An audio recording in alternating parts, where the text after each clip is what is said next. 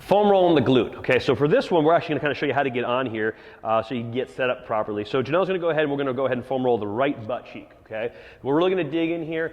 When we're doing this, she's got a little bit of a lean going. Now a little bit more advanced, if you've got the flexibility, we're gonna go ahead and we're gonna cross this leg. So she's doing the right butt cheek, she's got the right leg crossed over the left knee. That gives a little bit of an angle, okay, and it allows you to really kind of get into the glute and the piriformis way back here, and you're gonna kind of feel that kind of digging in, so that you want to find that spot. By the way, this is also something that you can do with a softball. It works really, really well. It tends to be a little bit different of a feel. It can be a little bit more pinpointed.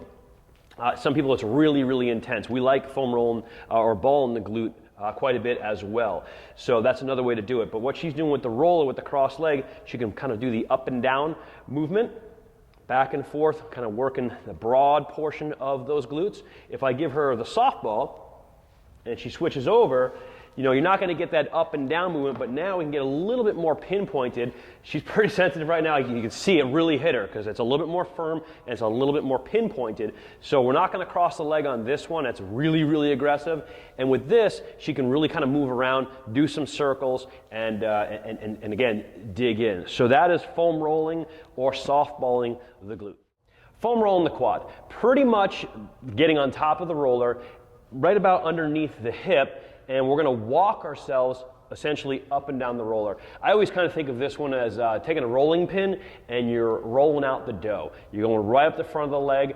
If you want to make this more simple or less aggressive, you've got the position like Janelle's doing. She's got the opposite leg just on the ground and she's just kind of crawling up and down. If she wants to make this more aggressive, she'll go ahead and put this leg on top. And now she's got both legs in the air, so all of her weight now is on that roller, pushing down the quad right into the roller. She's got a little side-to-side shimmy going on because it's a big muscle. We want to get all aspects, find out where those knots, where that tension is. Okay, I've seen people fall off the roller. Janelle almost just did there. That's okay. She's just going to work it up and down, again, rolling out the dough. Think of it like if you hit a speed bump on the way, stop and go back and forth over that speed bump and really trying to flatten it out, if you will. Great, very simple foam rolling exercise that can really make a difference in the tenderness and just kind of the suppleness, if you will, of those muscles and really loosen things up, especially before big movements like squats. If you're feeling a lot of pain when you're doing this rolling activity, last thing you want to do is go do big heavy squats or run or things of that nature because those muscles are really locked up and tight. So foam rolling prior to that really going to help make a big difference. Foam rolling the quad. Okay, the band hip rotation stretch. Now, this is a tremendous stretch, great activity for the hips. If you've got really, really tight hips, this is gonna work wonders on it. So first thing we're gonna do is we're gonna go ahead and we're gonna strap that band around the foot. Okay, we're gonna go ahead and Janelle's gonna take her left hand in this case, and she's gonna have it hand facing down, and she's gonna go ahead and grab that band. Okay, and what she's doing is she wants to make sure the left leg in this case is straight. There's no, you'll tend to see the foot coming out. One of the things that you can actually do is go up against the wall and have your foot, if we flip Janelle around the other way and her foot was touching the wall, that would help lock it in. But I'm gonna make her control this herself. And what she's gonna do is she's gonna go ahead and pull that band down and get a real deep stretch into that hip. Now I wanted to hit it from this angle so you can kind of see a couple things.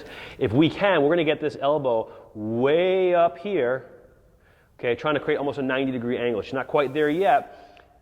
But the idea is to get that elbow back and really pull and stretch on that band. And I can already see she's starting to loosen up as she's doing this, okay? So inhale up for 3, and give me a nice 6, 5, 4, 3, 2, 1 movement through that stretch, okay? We can go 3 up and 6 down. Really just go slowly pull through that.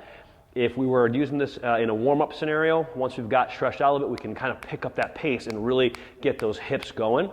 And of course, we can also do this in the static position. We can just bring her down, and if we're looking for more of a really good, long, deep stretch for flexibility purposes, we can just kind of hang out right there and breathe. 3 in, 6 out, and you can see the legs start to shake there. So a couple different variations we can do. Holding stretch, a nice 3-6 pattern to kind of get things patterned out and get the hips kind of moving a little bit, and then from there we can even pick up that pace and kind of get the hips amped up for activity. So that is the band hip stretch. The standing high knee march. Now what we're looking here is a balance, okay, as well as we want to get good mobility in that hip. Okay, we use this to, when we're trying to correct someone's ability to do what we call the hurdle step. So if I did, it's very, very basic, but it's going to be, it's very challenging for many people. So we put Janelle into this prisoner position. That's going to create a little bit of instability in and of itself. And her goal is to just bring one knee up with no motion at the hip, okay?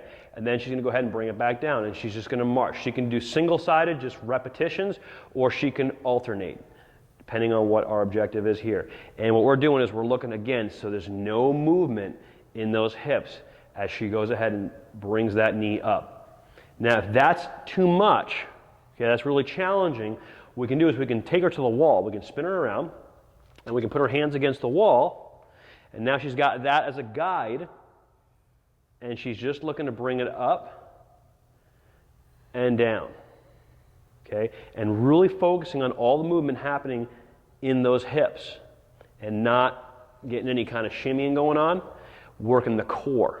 Okay, bringing the abs into it as we pull up. Excellent. And then another version would be actually going into a prone position we call a mountain climber. And the slow climber, locking it in and bringing straight up and straight back. So a couple different variations there for you to play with. If we're looking for more combining balance in there, working that hurdle step, ultimately we're trying to get to this position here, hands behind and up. So you can start with a wall, you can use a mountain climber variation, and get into eventually the standing high knee march.